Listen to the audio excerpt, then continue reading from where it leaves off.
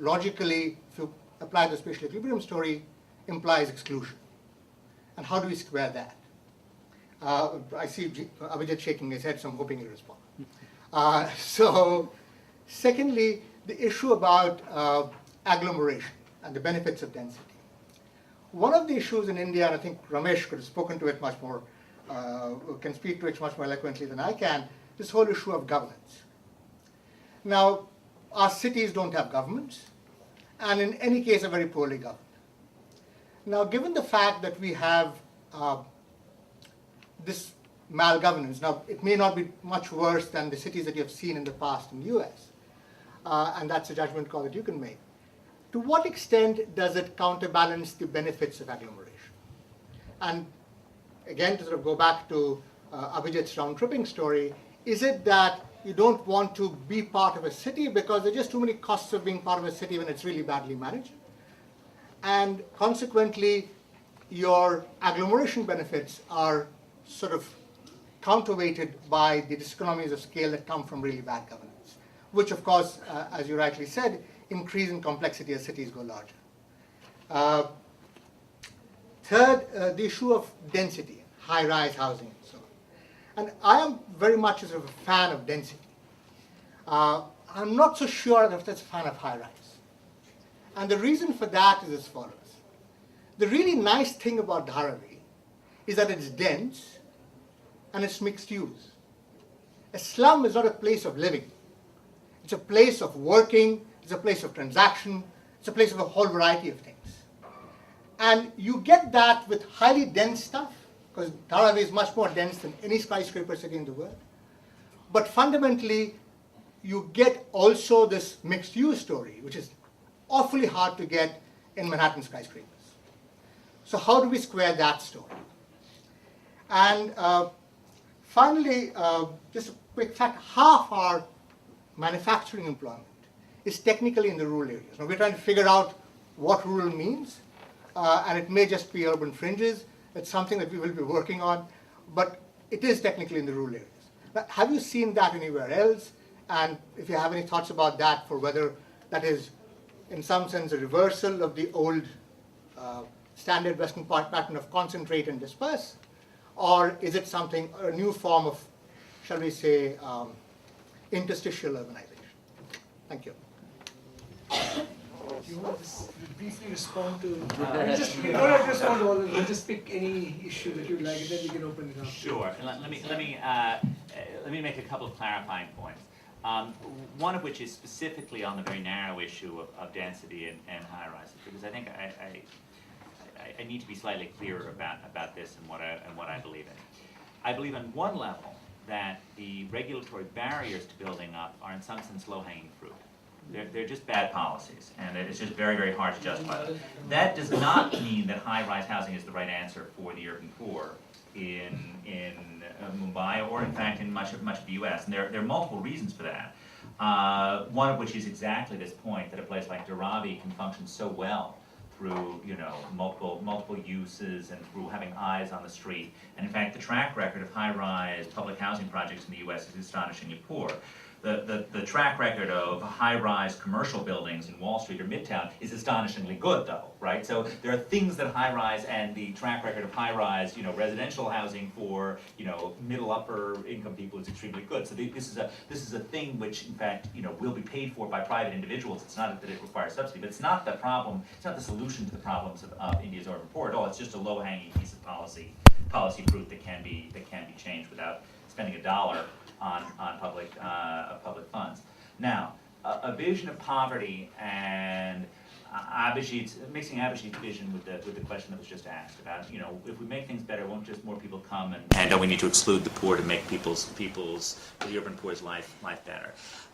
Let me sort of explain the vision that I have that somewhat rejects that, which is I agree completely with Abhijit that in fact the best economic development policy is often quality of life policy, that the right function of city governments is often to focus on the basics of making the messy business of life better for ordinary people. Okay, what do we think will happen here? Well, we're going to figure out some ways to make the water flow better, to make the commutes less horrendous, to make diseases lower, to fix urban schools.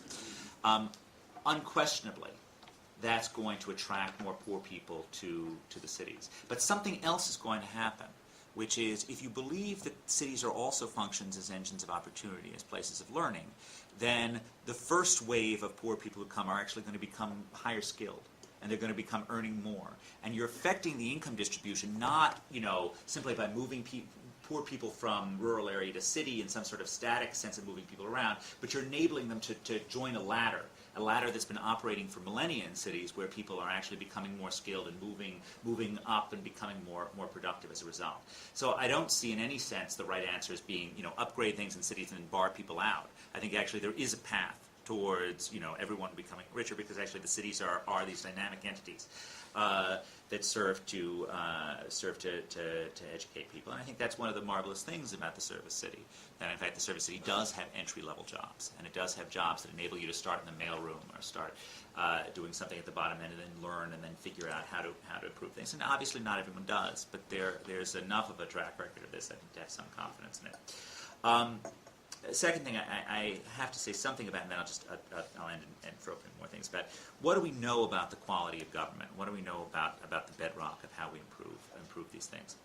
And there are really sort of three levels to think about this. Sort of the lowest level is, gosh, how do I get the bus system to work better? And that's a sort of very narrow policy question. And we can talk about those things, but those are in some sense the least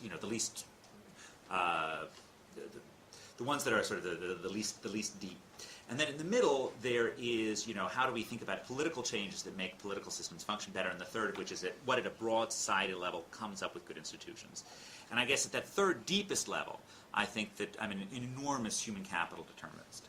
I think that education is the bedrock of democracy, and that in the long run, having a skilled population is the most important thing for ensuring the quality of government. I believe that we see this across countries, and I think we see this within countries, and there's a quite close correlation between corruption across American states and education. And in some sense, when you look at India, the amazing thing is not that the government is often less than functional. The amazing thing is that India had the education that it had in 1950, and it remained a stable democracy, more or less, except for a few years in the 1970s, for 60 years. Right? There's no other place with that level of human capital that looked, in terms of the averages, with that kind of political track record. That's not something to be embarrassed about. That's something to be proud of. I mean, India is the positive outlier, not the negative outlier, giving the average level of human capital. Now, of course, the thing that makes that calculation feel wrong is that in a nation of more than 1 billion people, you still have millions and millions of highly educated people, right, who feel like they should be getting government that looks like England or France or the U.S., not government that looks like the Congo, right? And so saying that, well, you're doing a lot better than the Congo isn't making anyone particularly happy. But I think that is an important fact, and it's one of the issues that cities face, right? That well-educated cities face is that often, if you're in Mumbai, the regional government, the state government is making a lot of your decisions, and the balance of power there is often with poor rural constituencies. So if we think about sort of the middle range, the political changes that I think are helpful. Things that helped in the U.S. make things better. So the U.S. was a cesspit of urban corruption 100 years ago. Lots of things were highly dysfunctional. Things have gotten somewhat better. We think about the things that are helpful. On some level, competition across cities is helpful. That's modestly helpful. But I think if I had to point to, and of course a well-educated population that was able to organize and get politically involved in various political movements, starting, say, with the progressives 100 years ago, that's certainly helpful. But if I had to sort of point to something that I think is very functional about cities, it's that they are both, to a certain extent, autonomous and have a fairly narrow range of responsibilities, right? It's not their job to have an opinion on, although the city of Cambridge, Massachusetts often does, but it's not their job to have an opinion on foreign affairs. It's not their job to actually right all the social wrongs in the job. It's their job to get the snow cleared. It's their job to get the water provided, right? There's a narrow range of jobs, and with that, we can sort of clear away the brush of deciding on where you are on some, long old ethnic conflict or something. We can just say, did you clear the snow? You didn't clear the snow, you're out. right? This happens in American cities, and it's a good thing, right? That you actually have this narrow range of responsibilities, and there's, you've got your budget, you're responsible for it, you don't have to go to the regional, or the state government to answer it, and you have a clearly defined set of characteristics. And I think if I was sort of hoping for one political change, and of course India has additional issues like, the last electoral reform ended up overrepresenting rural areas because it didn't count the new population growth adequately. So there are a number of things in Indian politics which ended up working against cities, which are probably unfortunate. But again, sort of independence, a certain amount of oversight, competition between levels of government is good, but a certain amount of independence, and again, narrow range of responsibility for the core functions of urban government. Thanks very much. We'll open this up. I'm keeping a track of all the hands that have gone up. Professor